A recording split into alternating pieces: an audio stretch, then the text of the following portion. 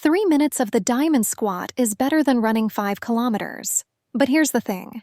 Many people are teaching you the diamond squat, yet no one is teaching you how to squat correctly. Today, Teacher Sun will share every detail with you in a step-by-step babysitter-style tutorial, so you can really do it right. Let's follow along and practice the diamond squat together. Step 1. The simplified version. First, open your feet to about 1.5 times shoulder width. It must be wide enough. Keep your body upright and straight. Now, what are we strengthening first? The arch of the foot, your supporting strength, and your leg strength. Bend one knee and squat to one side. Come down to this position. Feel the strength in your thighs, the contraction of your muscles. Then lift your heel as high as possible, up to the maximum. At this point, you should feel all 5 toes gripping the ground, and your ankle and foot arch fully engaged. That means you're doing it right. Slowly place the heel back down, straighten your leg, and that's 1 rep. Now, repeat the same motion on the other side. Bend the other knee, lift the heel up high, feel the toes and ankle power, then return. Do this alternately 20 to 30 reps in 1 set. After finishing, bring your feet back together, relax your legs a little.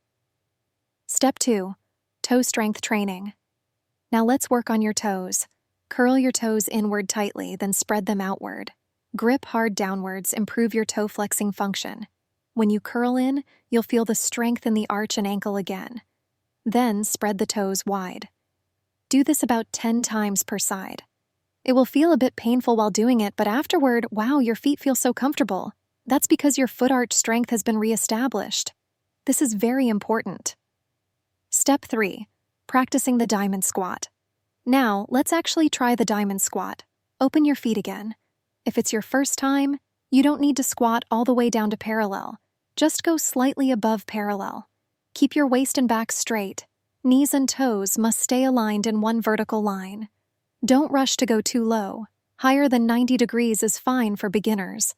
At this level, lift one heel up, eyes fixed straight ahead on a single point. Concentrate fully, then lift the other heel. You'll notice your body feels more stable now. Find your balance point. Feel the power in your toes, ankles, thighs, and the stability of your core.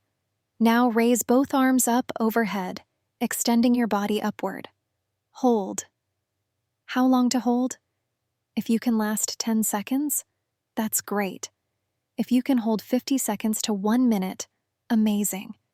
If you can last a full 3 minutes, that's almost superhuman. Then slowly lower your arms, drop the heels, rise back up, and bring your feet together. Training plan. Start with sets of 30 seconds. Day 1. Maybe you can hold 30 seconds. By day 3, you'll reach 1 minute. By the end of week 1, you may reach 3 minutes.